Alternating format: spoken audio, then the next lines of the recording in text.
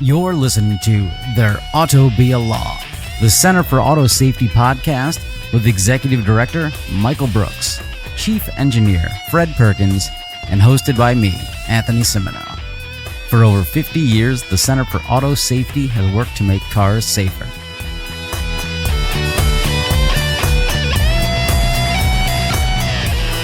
Hello, listeners. Coming to you live from the internet. Well, it's the Center for Auto Safety podcast. Mr. Fred Perkins is dialing in remote, so that's why his voice has a very cool kind of mid-rangey sound to it. How you doing, Fred? And good morning. Good morning to you all. Great. Let's jump right into it. This has been a fun week for a little company called Tesla. Oh boy, oh boy, oh boy. I'm going to start off with an article on Autoblock. So we've all heard about how full self-driving Tesla's, the car drives itself. You can sit back, have a cup of coffee, watch a movie, read a book. We got it, bro. How it's all artificial intelligence and great, and it does all this stuff, and the system is learning and smart. It's more artificial than intelligent, because this article shows that basically there's an entire team that will fix the maps for certain users, such as Elon Musk and some YouTubers who go out and complain. So what this does, instead of the car being able to identify roads and things properly, Elon will have a problem and be like, this road doesn't work. I hate this. And the people go, oh, yes, sir. Yeah, right away, sir. I will go fix that. At one point, apparently, they even had the California Department of Transportation repaint the lines on the road. But other than that, yeah, they have people sitting there manually marking up maps, being like, nope, this is where the exit sign is. This is what a stop sign is. They gave an example in there of a YouTuber who was having problems navigating Lombard Street in San Francisco, which was basically a long series of right angles, just kind of a turn constantly. And the software couldn't figure it out.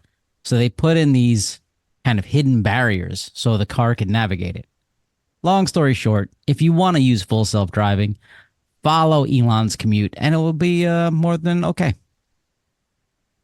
That's my takeaway. It's good to be. Yeah, it's good to be the king. It's also good to be, a YouTuber who's very vocal about the problems you're having with Tesla vehicles, and Tesla essentially is scouring the internet for any YouTubers or other, folks who are putting up, posting problems that they've had in autopilot or in full self-driving. And then when they see these problems, they go back to their team, and it looks like sometimes, they're sending Tesla vehicles out to explore those areas where the problems take place. And they're even, annotate. They have these, what they call a small army of human data annotators, which doesn't sound very artificially intelligent to me. But these folks are basically continuously improving how the cars work and how they're responding by reviewing the footage that's posted on the internet. So, what this article made me think is that if you're using autopilot or full self-driving, you might have better performance if you're driving, along Elon's route to work, wherever he is now. Are they in Austin now? Or if you're driving in the neighborhood of one of the YouTubers that posts a lot of videos of Tesla bugs as they happen. So it's somewhat concerning. I don't think that they're not doing this for John Q. Public and for random folks who aren't making their problems known on the internet, which is most of us. And so it's interesting. It's also probably a great way to make sure that your PR shop is in order if you're constantly responding to the people who are complaining on the internet.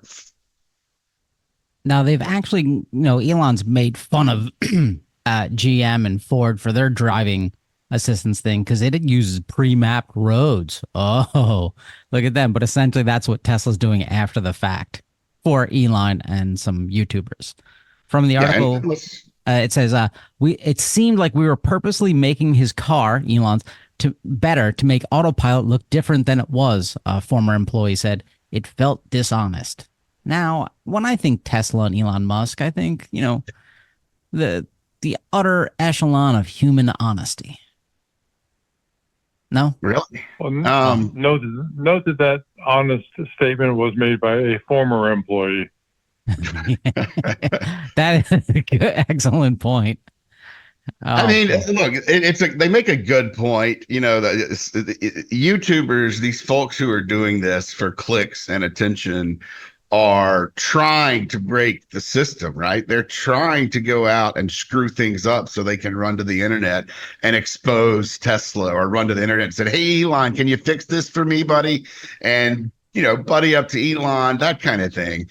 So, I mean, there is some good in the company going and fixing those problems. However, it seems like it's not a very a well planned strategy when you need to address what's happening on every road in America versus the areas where these YouTubers and influencers are driving.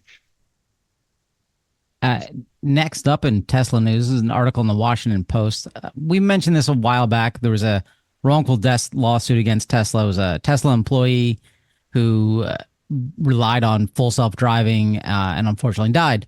Uh, and so the wife of this person is suing Tesla, obviously saying, "Hey, your stuff is crap, and my husband died using it." And Tesla's fighting this. From the article, Tesla's response submitted Thursday states that the company disputes that it is liable for any damages whatsoever and requests that the case be moved from state to federal court. So I get why they're fighting it. I mean, sure. I mean, who wants to admit that their software is garbage and could kill people? But I don't understand is why do you want to move it from state court to federal court? How does that help Tesla? They might have, the case might be filed in a location where juries are typically more favorable to plaintiffs. That's a common objection of auto companies, not just Tesla. The real reason I think the biggest, I guess, reason they'd want to fight this case is apparently the driver was, intoxicated. The attorney for the drivers is disputing those toxicology results in the case, but that's a problem. I mean, ultimately here, it occurred on this road called, I think, Bear Mountain or Bear Creek Road, which In is a very Colorado. Yep. curvy 2-lane road where autopilot or full self-driving should not be operating in the first place, right? They should be restricted to highways where there are exits, no cross traffic, very specific areas. And this is our biggest problem with Tesla.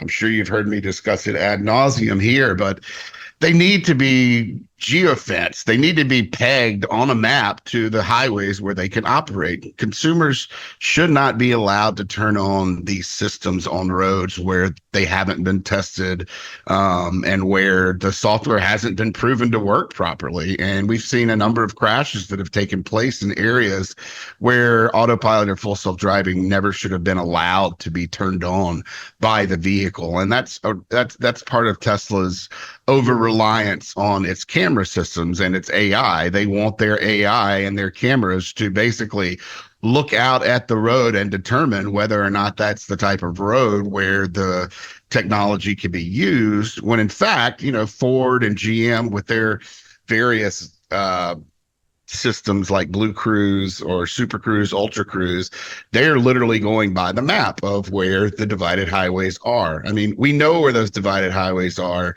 Elon. You don't need to prove your AI is great because it's clearly not working to determine, the proper locations for the technology to be used. So why not just peg it to a map and end this problem once and for all, instead of relying on cameras to do the work that we've already really done with GPS and mapping? Quoting from the book of Elon in 2016, full self driving is pretty much solved. So you're wrong, Michael. Okay.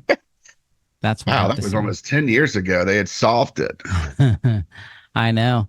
But hey, they're solving something else. So uh, Elon is talking about his Robo-Taxi coming out. And Yeah. hey, you bought a Tesla? Hey, why not have it drive around and have it get a job? Uh, at night while you sleep, your car will out there get a job and pay for itself, taking strangers around with their smells and foods and stinks in your car. So what do you need for that? So Tesla has patented a self-cleaning technology for its robo-taxis that don't exist yet. They may include disinfecting UV lights, heating plates, and maybe some sprays. I don't know. I don't know what they're thinking. I mean, I like the idea of this. I want everywhere I am to be self-cleaning. Like that would be great, but I think this is just nonsense because remember he said all of the cars since like 2015, all of them are ready to be robo taxis, but not. I don't Yeah. think any of them have UV cleaning disinfecting systems in them. Well, I think we all know, and most of the folks listening know that none of those vehicles are ready to be robo taxis. They don't even approach the level of, the technological level that is required to be robo taxis riding around without a supervisor. To all the Tesla systems that have been produced so far are going to require a human supervising the automation. And from what we've seen of Tesla's full self-driving, there's no way they can put that in. I mean, I hope they're not going to put that technology in robo taxis because it requires a human there, and there are all sorts of steering nags. And from what we've heard from people who drive in full self driving, we haven't done it ourselves because, frankly, I'm scared to. You're constantly having to manage and monitor the vehicle's activity in order to ensure that you're not crashing. So if you put that same technology in a robo-taxi with no driver, you're going to see a lot of problems. I would suggest that you're going to see a lot more problems than we've seen with even Cruise, definitely a lot more problems than we see with Waymo. I think it's going to be a disaster. I'm sure we'll talk about it a lot as we approach that big August 8th date on which they're going to announce or reveal the robo-taxi. We're still not sure what's going to happen there. But, I would caution anyone watching what comes out on that date to be very skeptical of the claims being made. I'm imagining it's a guy dressed in a taxi outfit. That's it. Fred, Well, hey, I want to remind the listeners that no robotaxi that's out there now has shown any evidence of exceeding DOT technology readiness level 5. In order for the technology to be considered mature, it has to be at least technology readiness level 8. So there's a long way to go for any of these technologies. And in fact, if Tesla comes out with a robotaxi tomorrow or next month or who knows when, it's also going to be a technology ready level 5. It's not going to do any better. If that, right. So, all of the rest of it is just window dressing for not only Tesla, but as well, the same is true for all of the other contenders in the robotaxi arena. So, Fred, I want to ask you. So, real quick. So, Fred, as our chief medical officer, I want to ask you: we've seen things fail in cars, like airbags that explode and go off unintentionally. Different things inside cars going off when they shouldn't be. So, if you have a self-driving car with this UV disinfectant technology, what could possibly go wrong if this self-cleaning technology goes off while I'm a passenger in this? Can I make microwave popcorn while this happens? Will I improve my tan? You've heard of pepper spray, right? Oh, yeah. So, yeah, well, who knows what can go wrong. But my opinion is that the self-atomizing vehicles or feature is way down on the list of things you should be concerned about if you get into one of these things. Yeah. All right. We're looking forward to your Yelp review. Hey, listeners, have you gotten into do you own a Tesla and you think, hey, I want it to go out and prowl the streets at night like a dirty, dirty little car? Boy. But hey, if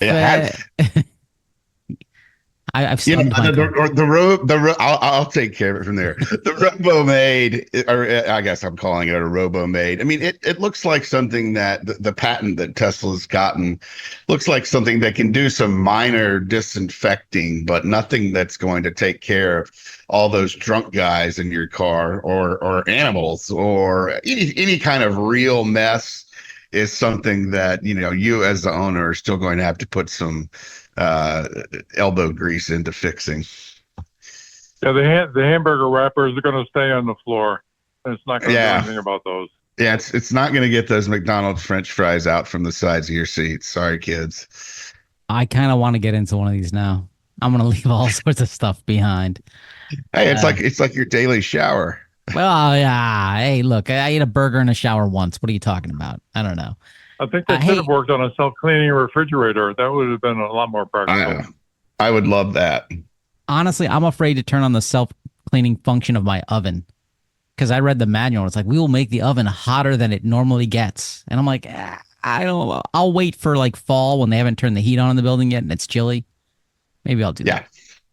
But anyway, listeners, let us know if you have a Tesla that you'd let prowl the streets at night. I'm honestly curious. Maybe there's something we're missing. And let us know. And while you're doing that, go to autosafety.org and click on donate. Tell all your friends, rate us 5 stars, and get ready for our final Tesla story of the day. I think it's our final Tesla story. So we know Tesla's got a lot of fanboys. I don't think there's a lot of fangirls for Tesla. They're not fan men. They're boys.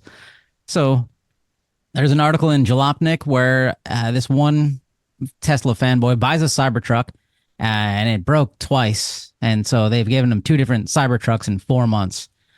2 weeks after taking delivery, this guy's Cybertruck failed on the side of the road, throwing all kinds of error messages, as he documented on his YouTube channel. Later on, he talks about how there's other issues, like the windshield having what he described as a line or ripple in it, the driver's seat being too close to the center console, the headliner trim sagging. And his response to this is, stuff happens and we just have to work through it. Wow. And, if I don't know if the Center for Auto Safety would exist if every consumer out there had that opinion. So last Christmas, I bought for my wife a new gardening belt because this is her profession. She does, and it fell apart after 6 months. And we contacted the company and we're like, "Hey, can you fix this?" And they're like, "Sure, send it in to fix us, but your wife's using this wrong."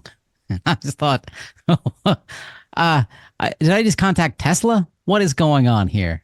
So I want to know why these Tesla fanboys are like, yeah, I put down $100,000 and things are crappy, but I have to work through it. Do they not want to go to a dominatrix? Is that what it is? Because this sounds like it's. I think it's just, first of all, I guess we should go ahead and just question their intelligence generally. But beyond that, it sounds like they have way, way too much money. Like they have so much money that they don't even care, which is scary in some ways. But the Tesla Cybertruck is now the best-selling electric pickup truck in the United States, beating out the Ford F-150 Lightning EV. So they've got that's not something I expected to happen. The Cybertrucks. Yeah, but Michael, come on, that's like a rock emerging from a tide that's going out. It's right. It's a steadily smaller market share, and so a little spurt in sales for the Cybertruck because it's new and flashy and part of the Elon religion. Just means that that's stable while the rest of them are receding. So best selling, I don't think has a lot of meaning.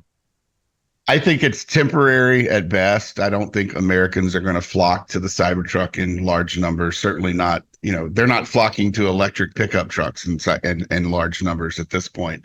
But once Ford and General Motors and some of the other truck manufacturers, pickup trucks are the best-selling cars in America. At the top of the list every year are Ford, GM, and Chrysler pickup trucks. So once electric vehicles get better batteries that, work for farmers and for folks who have to drive long ways without stopping for hours to charge their vehicles, then I don't think the Cybertruck is going to be anywhere near the top of the list. So you're right, Fred. It's like the tide going out and rocks. Yeah, I don't think that the electric trucks are ever going to get much purchase because you know what? They're twice as heavy as other trucks, and pickup trucks have to work in muddy conditions. So you're automatically building in a lot of restrictions in the operating scenarios for those electric trucks compared with a conventionally powered truck. And farmers don't like to get stuck. People who actually use pickup trucks to earn a living, don't want to get stuck in the mud because they've got some kind of funky energy system. You can see a number of YouTube videos of Cybertrucks getting stuck in the mud, and then it's Ford F-150s pulling them out. It's hilarious. Yeah. But continuing on this article, it's fascinating. One of the issues that was problem with this brand new Cybertruck was that the ground wire for the electrical system was corroded. And that's just like they had to have installed it corroded. like there's no way that happens in a couple months. I mean, that years, like maybe, like fascinating. But the guy, Lamar MK says, Tesla made it right, guys. I got a brand new Cybertruck. Thank you. And then that Cybertruck dies on him. So he's going to get three Cybertrucks in 3 months, right? Well, he's definitely on a list somewhere. That's for sure. Fred? Well, it's part of the religion, I think. I think a lot of people buy Teslas in part because they want to stick it to the man. They don't seem to recognize that Elon is the man to whom they're trying to stick it. And instead of sticking it to the man, they're shoveling money into his maw. And it's just, once you've adopted a religion, boy, it's really hard for people to shake you from that faith. It just makes me think of that old saying, government, get your hands off my Medicare. Right. Something like that. All right. Thank you. That's the end of the world of Tesla.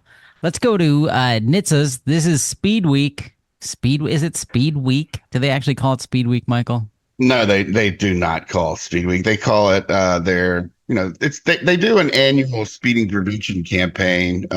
This year they brought in some NASCAR drivers and some other folks, and they do a national media buy and put out ads that kind of try to show people the consequences of speeding and crashes there, and they do some press around it. But they also release some data, which I think is probably the most interesting part of this, where it shows that about a third, 29%, between a quarter and a third of all fatalities that happen every year are speeding related. And when you say speeding related, that's not that's where the speeding was reported by the police, or the driver was charged with the speeding offense in that crash. So, I think you could reasonably suggest that there are probably a lot more crashes, fatal crashes and others happening that are speed related, but that just aren't documented by the police in their reports, which, and 29% of all traffic fatalities is already an obscenely high number.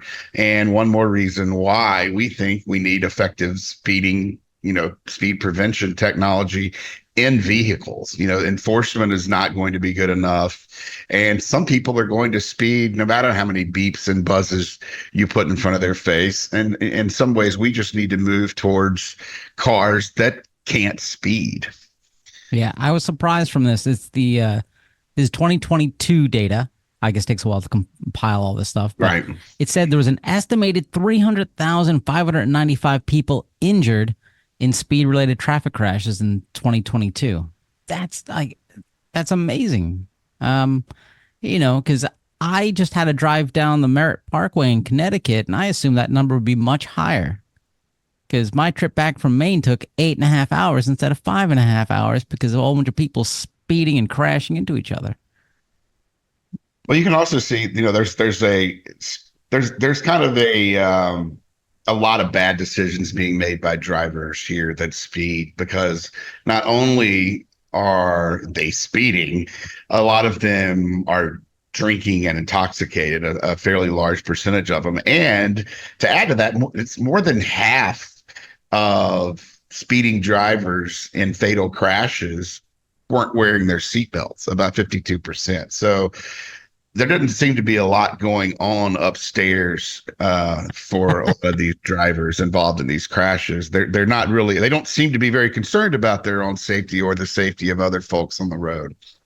No, they definitely do not care about other people on the road. All right, here's a more lighthearted, entertaining story. Waymo, the self-driving robo-taxi offering from Google, which also does have fanboys, because people think, hey, these things are the best things ever. Well, uh, a cop in Phoenix had to pull one over because it had been driving into an oncoming traffic lane. And so the car's going the wrong way. Cop lights up the sirens. The Waymo runs away for a bit and then eventually pulls over, and the cop gets out and is like, hey, there's nobody in this car, uh, and has to give a ticket. And so there's a video related Wait, to wait. this.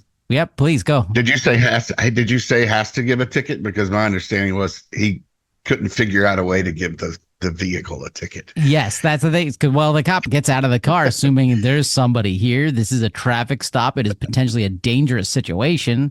I imagine their heart rate comes up and then there's no one inside the car. And like, who do I cite for committing this? And we know in San Francisco that Cruise and Waymo were exempt from any sort of traffic citations, right?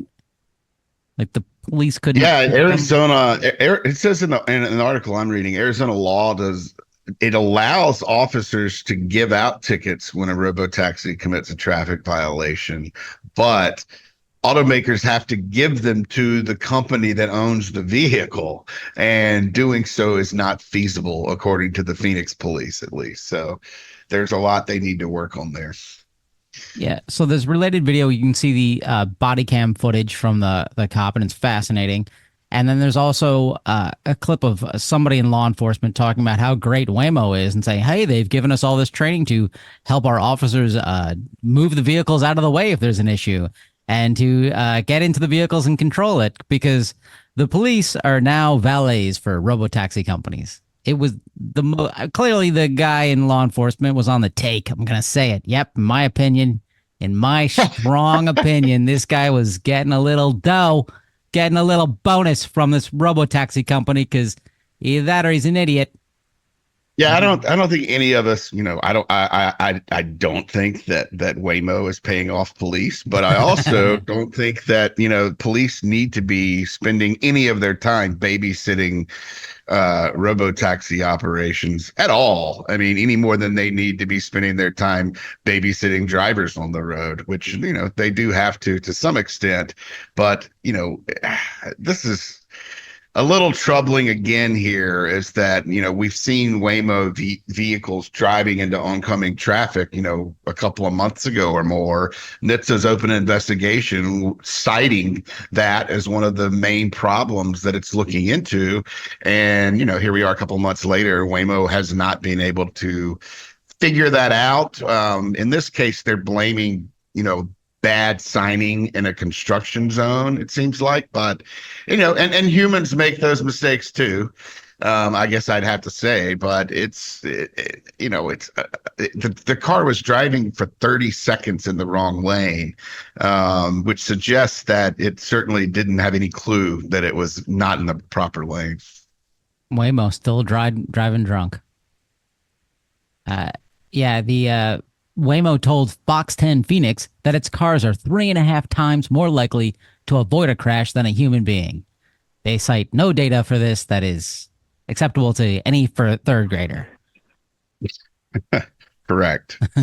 Part of this that I don't understand is how they pulled it over, because I don't think there's an algorithm, and I could be wrong, but I'd be surprised if there's an algorithm that waits for sirens or blinking blue lights inside the car to automatically pull over. So I'm guessing that there was probably a human being listening in on a microphone and heard the sirens or the beeps or whatever they do in Arizona, and pulled the car over. And the video shows the cop chatting with the operator, the remote operator, over the intercom inside the vehicle.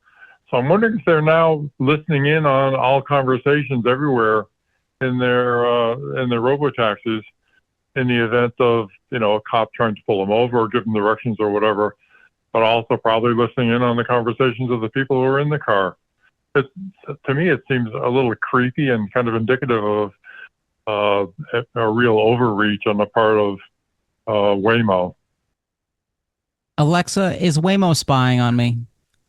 Yeah. How many remote drivers do they have operating these things too? It makes me wonder if, I mean, if it's difficult to monitor a lot of cars at once. Like, is there a secret, fleet of humans sitting in a cave somewhere who are driving these vehicles? There are a lot of questions here that make me wonder, we've talked about remote drivers and the latency issue and whether they should be physically operating the vehicle when you have those type of problems. But even beyond that, are there maneuvers that are being performed remotely that we're unaware of? Are these things as fully robo as they're saying they are, or is there a lot more human involved there? It's hard to say because they're not telling us, and I don't know. It's creepy and it's weird and it's it's dangerous. I think this whole experiment should be pulled off the roads for another 10 Oh, yeah. years minimum, so they can get some things together and so we can get some laws and regulations that are consistent from state to state and federally around this. Agreed. Yeah, it's also indicative of the technological immaturity. Again, these are only at TRL 5. They got to be up to TRL 8 or 9 before they can be considered commercially acceptable. So I think this leads us into this week's Gaslight nominees, because this is interesting because Waymo has about, what, 500 cars on the road. I mean, maybe they do have Yep. 500 people monitoring them, or however many are out in the fleet. Maybe it is a one-to-one relationship. Who knows? But my nominee, kind of somewhat sort of tangentially related, would be Tesla and their artificial intelligence we talked about earlier. Our cars can map the roads and figure everything out for you. Don't look behind the curtain. There's a team of people physically mapping the roads and making sure they don't avoid these mistakes post crash, post incident, after it happens. Ipso facto, Delorium, Dominus Bobiscum. Not GM Cruise this week. I should get a point for that. No, you Yeah, should get a that's- point for that. All right. So, Some kind of Michael, progress. Yeah. Michael, what's your nominee? Well, my nominee is, Elon. After seeing the Waymo incident that we just discussed, he goes onto his little platform you might have heard of that used to be called Twitter, and basically says that Waymo's vehicles are straight out of the Silicon Valley show. The comedy writes itself, he says, with two great big laughing emojis, which is really strange coming from, a man whose automations have actually killed a lot of people on America's roads, that he thinks it's funny to laugh at a Waymo vehicle driving in the wrong lane. Waymos may have been involved in some minor injury incidents. They have not burned their passengers to death like some of Elon's vehicles have. They have not crashed into highway barriers while using automations like Tesla vehicles have. And there are a host of problems that Tesla vehicles have had, not just autopilot, full self-driving, but some of their designs that we've discussed as far as manual door releases and other things that trap people in the vehicles when they're on fire, where it's frankly, it's just disgusting to see him make light of Waymo's situation when he's been responsible personally, I'd say, for a significantly higher percentage of human tragedies. We're not even talking about his own family. Which is a mess. Fred, who's your Gaslight nominee? And can I tie this directly into the Tower, Fred? You've now entered the Absolutely. Dow of Fred. And thank you for that. I need your help with the citation because I don't have my notes in front of me. I'm relaxing offshore. That was that magazine article from who's the Auto News or something? Auto News. Yeah, there was the Auto article News. talking about Auto News that was discussing how automakers are supposedly sharing open source data as cars get more complicated. I'll Yeah, read a open source direct quote software, from yeah. it. Yeah. So a direct Okay. quote from it is, everyone wants the same output, wants the same set of functionality, is trying to solve the same problem, said Alex Euler, director of SBD Automotive North America. A dollar invested supported quality open source software is much more efficient than a dollar invested in trying to solve that problem yourself or asking a supplier to support it for you. The article starts off with, More software, higher development costs, and other challenges are forcing the industry into a more collaborative approach. I said that with a straight face.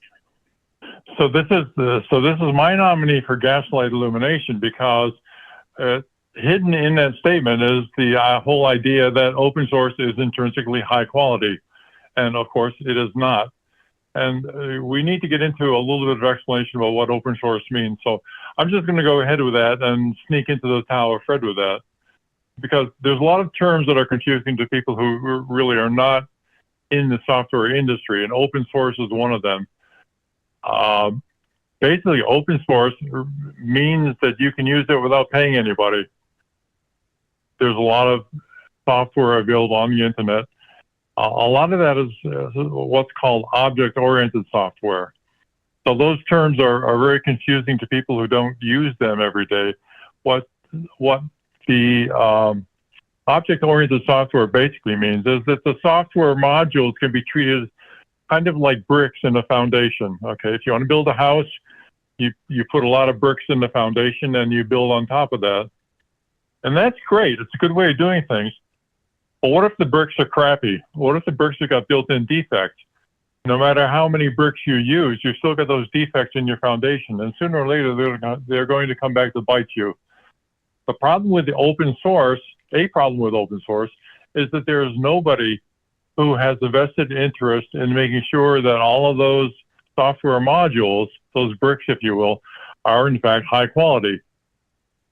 You have to pay people to do that. You have to pay people, or find people who are saints, to go through all of those individual modules, make sure that they work properly, make sure that they've got the right inputs and outputs, make sure that there are no back doors in them that allow hackers to get in. In fact, a lot of the well-publicized software breaches that have occurred are caused by backdoors that have been built into open source software. There's a source called Linux that's around, and a lot of people use that. But the versions of Linux that are being used are really not open source. For example, there's a company called Red Hat that makes a version of Linux that's widely used throughout industry, particularly in the banking industry. Red Hat is a private company. So when you use Red Hat Linux, you're really not using open source software. So getting back to why this is a gaslight, the article that we're quoting here talks about the virtues of open source as though it's a slam dunk. You know, if you have one company developing a software platform that represents, we'll say, a car with four wheels, everybody else can build on top of that because everybody else's car has got four wheels, right? Well, that's fine as far as it goes. But what if somebody has built in a problem into that platform? That means that problem, that trapdoor, that vulnerability, whatever it is, goes out to every car in the world. There's no requirement from any government, as far as I know, that the certificate of safety that goes along with these cars involves cybersecurity in sufficient depth to make sure that something like open source software, in fact, does not have the kind of defects that can lead to operational problems or injury or death of the person who is inside the car. The urban myth of intrinsic AV safety benefits really is based on the whole false belief that the software and hardware running the car is both trouble-free and defect-free and secure. None of those three are true with open source software. And I'm sure, Anthony, you know with your software experience that a lot of the open source software that's out there is crap, and some of it is very good, but very hard to understand. And whatever problems there are with this open source software propagate upwards into software you build on top of the open source that is specific for your particular application. Now, in the case of banks and financial institutions using open source software, all that means is that they'll lose a few $100 million. But that's okay. They've got insurance, I guess. They don't really worry about that.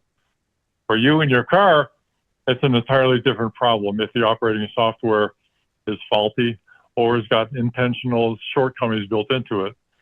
There is secure software available. There's no open source, intrinsically secure software available. you have to pay for it. People who are looking for type certificates of aircraft are willing to do that. The aircraft operating systems are secure, and people pay for it, because then you've got a company who has a vested interest in making sure the software works properly, is safe, is secure, doesn't have any cybersecurity problems. And then the entire history of aircraft, I don't think there's a single instance of aircraft cybersecurity being breached, despite all of the many aircraft out there and all the hackers in the world who are trying urgently to do that. So, Gaslight nomination to Auto News because they skip over the huge problems associated with open source software quality and personal safety, and instead just say, gee, it's really a good idea because it's going to save some money to somebody. And by the way, the article also goes on to cite some commercial sources of software that are not open source as a way of supporting their argument for open source software. So that's my nomination, and I'm not done ranting about open source software yet, but it's time for a break so you can hear somebody else. Do you think that, as it pertains to cybersecurity specifically, does it make more sense for manufacturers to, diversify the type of software they're using for cybersecurity? If everyone uses the same platform, does that create a larger attack surface for someone to, for instance, take over all the vehicles in America versus just those that are controlled by one manufacturer? Can I answer this one? Well, yeah, go. Yes. So remember these ads where it was like, Macs don't get viruses, Macs don't get malware. Mm-hmm. It was because back in the day, nobody used a Mac. And so no one wanted to write software to attack these things. And so everyone went after Microsoft. But yes, having a variety of things makes it harder for people to write custom viruses, malware, and whatnot, because now I got to target 800 things. If everyone's standardized on the same thing, now I have one attack surface to go after. Microsoft is huge, and their Outlook system has been hacked and hit by a lot of, people, mainly Russia and state actors a lot of times, because, hey, this is the biggest one there. If all auto manufacturers use the exact same thing, I think that would be more dangerous, and also it stifles innovation. Well, Michael, what are what brand of cars has been hacked a lot because of a clue that went out over the TikTok? Yeah, I mean, right. Hyundai and Kia had they have, I mean, they're not really injecting lines of code into the system. They're basically breaking a plastic cover off the steering wheel and using a USB cable to turn the ignition on. But, in a similar way, that Hyundais and Kias were all designed without an immobilizer, and, they're the only vehicles in the U.S. market that have been, routinely hacked in that manner. Right, but that's a great example of the consequences and strengths and weaknesses of having ubiquitous software. It's really the same problem. If you've got the same software in all vehicles, then a hacker only has to do one thing to get into all the vehicles. If you have different platforms, even if they're insecure, at least the hackers have to do multiple activities to get into them. But it's a much better idea to use software that is intrinsically secure and software practices that are secure. Just bite the bullet, pay the software manufacturers what they need to stay in business, and preserve the safety of the passengers. It seems like a really straightforward approach to me. So I'm going to take a slightly different tack than you've read. So open source, I think, is great in a lot of ways, but you're absolutely right in terms of it's not this magic solution to everything. It's not. And most open source, the example of Linux, like, it's not done by, what people think of, volunteers. It's mainly developed. I think the biggest contributors are IBM and Microsoft, probably, and maybe Oracle now. I don't know. But yeah, these are people who are paid to do this stuff. But that lack of the focus on cybersecurity is an issue even with them, because that takes a long time to really figure that stuff out. There's always, you find out 20 years after the fact that some large protocol that's been in use forever, oh, we just found a flaw in it. And it being open source or not doesn't make that flaw disappear, doesn't make that problem solved. It's more of a cultural mindset to focus on security. And I think the airline industry, as you've said, they really focus on that because, hey, if our planes are going to fail, let's make sure we can blame it on Pratt and Whitney, not our software. Bad example, but they really type it down. And I'm sure with your experience in the defense industry, there is a lot of strict security around things, but even that never gets to 100% perfection. Right. Perfection is always a utopian ideal, but you can still do much better. And for example, in the aircraft industry, Air Inc. is a company, a nonprofit that is organized around having security associated with aircraft communications and internal computer networks. And that's all they do. You pay for it, but you get what you pay for on that. You look at the MAX 8, the 737 MAX 8, it's an example of what can happen even when you are using secure software, because they built on a little addition onto their platform that they had developed over a long time with the 737 to incorporate this additional feature they thought was a great idea. But even there, they didn't do enough software acceptance testing. They didn't do enough validation, and terrible things happen. So software is very difficult, and to minimize the risks and the strengths and weaknesses of it by just saying, well, it's open source and that's going to be great, even when your article, as this Gaslight nomination insists, doesn't really talk about either open source exclusively or or any of the pitfalls associated with open source, is, I think, really a disservice to the public. Yeah, I think for consumers out there, especially as software becomes more and more intertwined with our cars, you're going to hear a lot more excuses when things go wrong. It was a software change we didn't realize, or it was a software bug that we didn't realize. And they try to minimize it and be like, hey, it's just one person who did this. Like, think Volkswagen and Dieselgate. Like, they try to be like, it was one person. No, there's entire teams of people. They go through review processes. Even when they don't get it right, they knew exactly what they're doing. It happened last year with, if anyone follows NASCAR, where one of the teams, all of a sudden their boost could work when it shouldn't. And they're like, it was just a software glitch. No, you had at least 5 people working on this and intentionally putting this stuff in. So look forward to that in the future as things go wrong in your car, where they're like, it was just a software glitch, because they think, oh, your phone or your computer, I have to update it every now and then because I had a glitch, or I had to plug it, unplug it, and plug it back in. It was just a glitch. No, these are intentional failures. Does that sound good? Intentional failures? I don't know. It does sound good, but there's another hazard, which is that a lot of lazy people are now using artificial intelligence to write the code for them. And Lord knows what those consequences are going to be. I don't even want to go there today. Good, since every time I hear your voice speaking over the phone, I'm waiting for another voice to come in and say, this call is being made from a correctional facility. All right, let's thank you for today.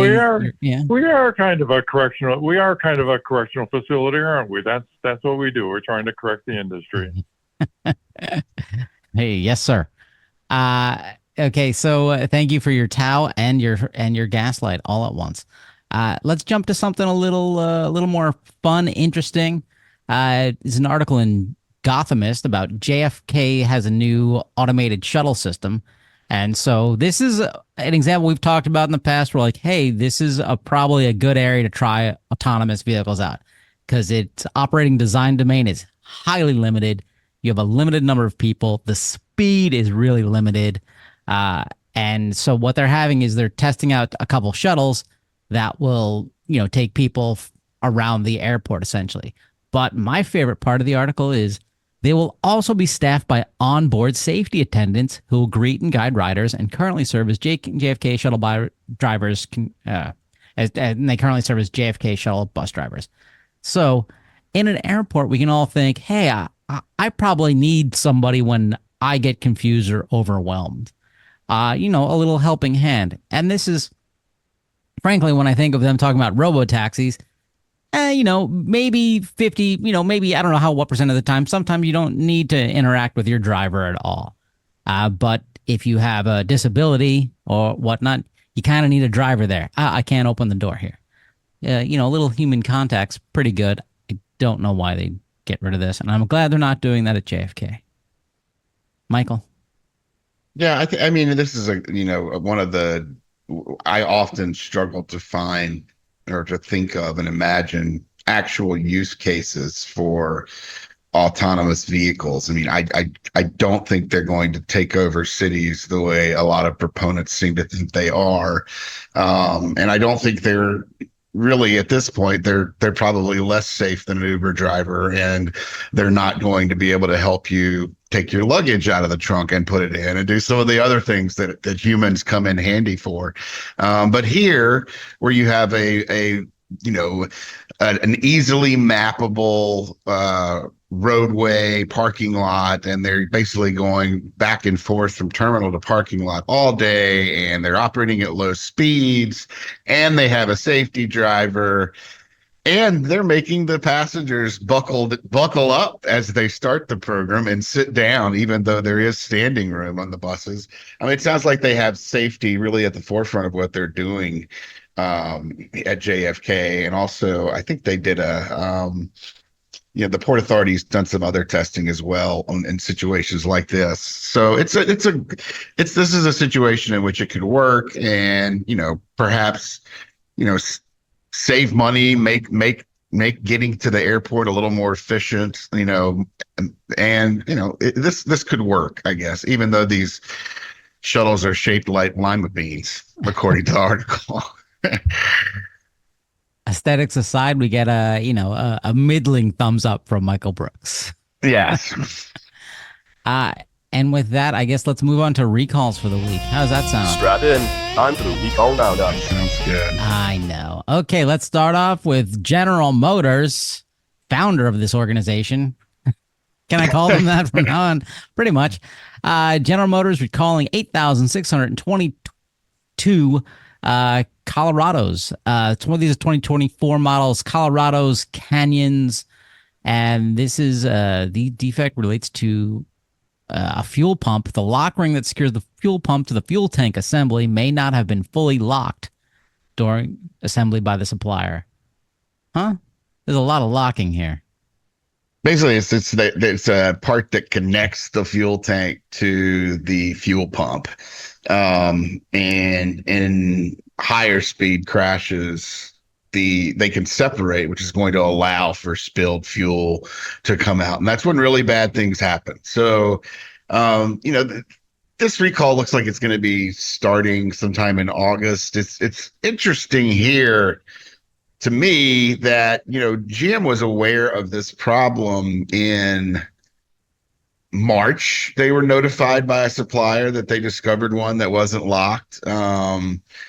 And in May, GM started looking into this, which doesn't seem to be an overly complex issue. They seem to be really taking their time getting this fix out to consumers, and it's a pretty dangerous problem. Anything that could result in a fuel spill, in our opinion, is a very dangerous problem. So I'm a little disappointed that it's taken GM so long to get this one out, but fortunately they are. All right, next one up, Nissan, 1,608 vehicles. This is the 2024 Nissan Sentra, and it's listed under glazing materials. There's air bubbles present in the lower driver's side windshield area, and the customer may not be able to see the VIN clearly. Wait, so it's not even impacting the driver's view. It's just you're outside the car trying to look at the VIN number? Right. Wow. This is basically a non-compliance. There's not a direct safety issue here. I mean, if you can't see your VIN number, then you can't look up recalls on the internet, and there may be some other problems there. But this is there's a Federal Motor Vehicle Safety Standard 205 that governs glazing materials, basically the windows in your vehicle.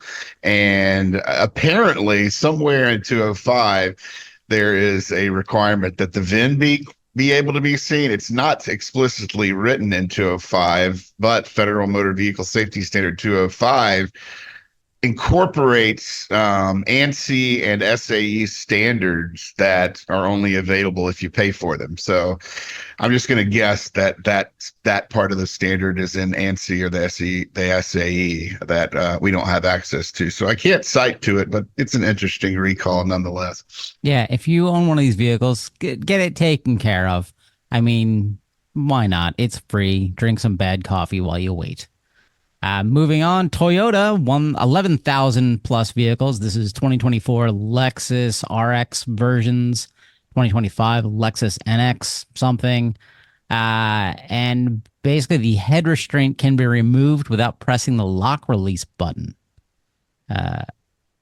These are, I mean, I see how these are non-compliant, but these are not like, dramatic recalls like the car will suddenly shift to first gear.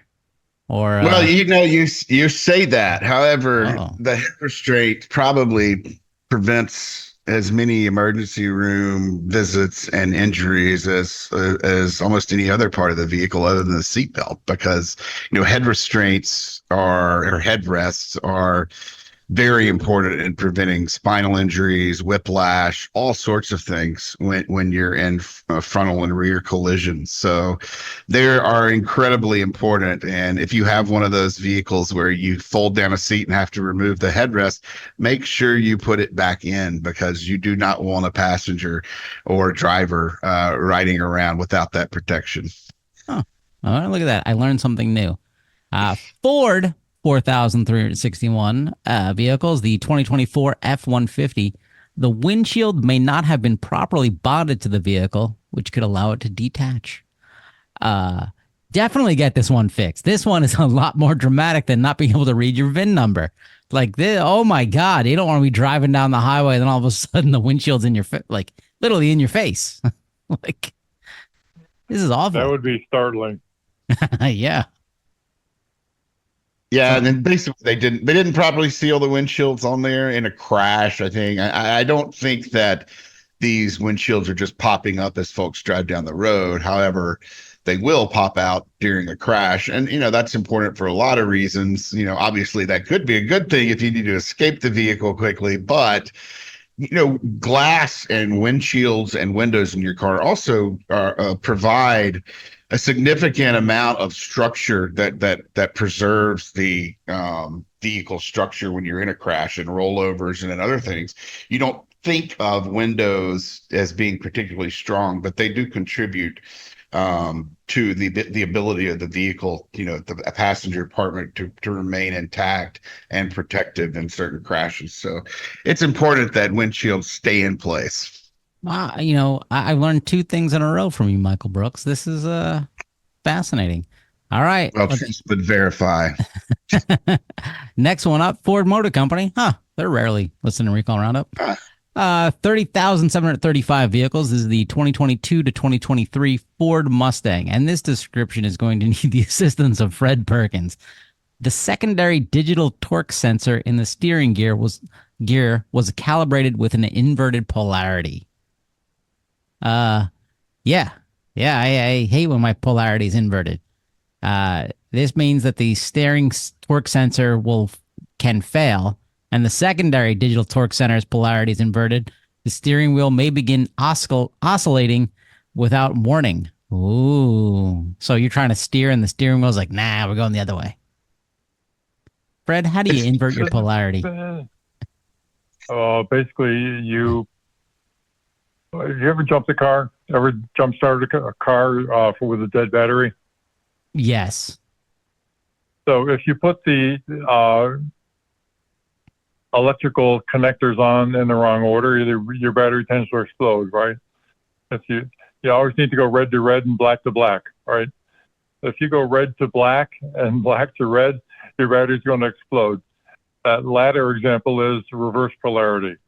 So somehow they did that, and I think what probably happens is when you turn the wheel to the right, the sensor thinks you're turning the wheel to the left, and I think that's what the reverse polarity probably means in this case. But it's a secondary effect, so only when you lose the primary sensor is this going to come into play. So it'll happen rarely, but when it does, it's going to be really, really bad. It's not too different than the 737 MAX 8 problem. That was also a reverse polarity problem in a sense. So here you get, it looks like you get, phantom steering of some sort. You're trying to turn right. The car is providing torque. It is basically pushing your wheel in the opposite direction, and so it looks like it would make steering more difficult. Or if you weren't applying a lot of pressure on the steering wheel, the vehicle is somewhat steering itself the wrong way. So this is a fairly scary one. Get this one fixed right away.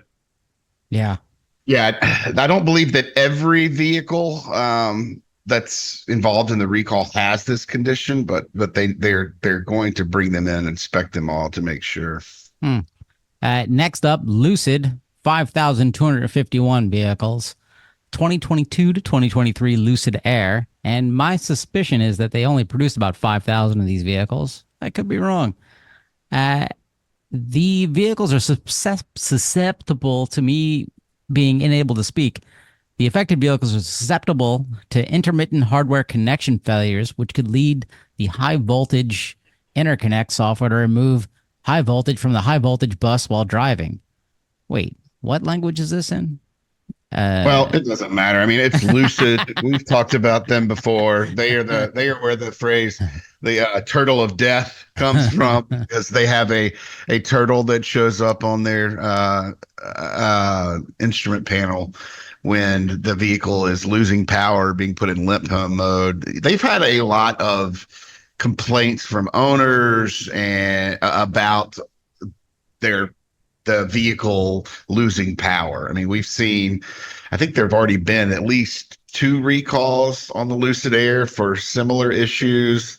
They're just, I would advise anyone considering a Lucid to look elsewhere right now, because they've just continually had problems with the battery system and the drive system, and they don't look like they're going away anytime soon. But if you were one of the lucky people to buy a Lucid, you'll have your owner notification on your desk in about a month. However, it looks like this is an over-the-air update, so you should be getting this you should be having this fix come into your vehicle before that date. So if you or a loved one has a Lucid or is considered purchasing a Lucid, don't invest in that turtle of death. Instead, invest in safety. Contribute to the Center for Auto Safety. Go to autosafety.org, click on the donate button, click twice, click 3 times. Use your credit card number, use your stranger's credit card numbers, use as many credit card numbers as you want. There's probably some, you can go into some forum right now, pay $10, get 1 million credit card numbers, try them all. Why not? Yeah, no dark web credit cards. Thank you. Well, he's a little more conservative than me. And with that's our show. Thank you so much. I would like to formally invite the CEO of Ford, Jim Farley, to join us, because we want to talk to him about vehicle weight, because he seems to be interested in that, and we're interested in that too. So, Jim, if you're listening, come on. We'll be kind. Thank you, gentlemen, and thank you, listeners. All right. And Fred, we hope you get parole. Yeah, I got to run to the ferry that's leaving the prison island here. Okay. Thanks, everyone. Bye. Bye-bye. For more information, visit www.autosafety.org.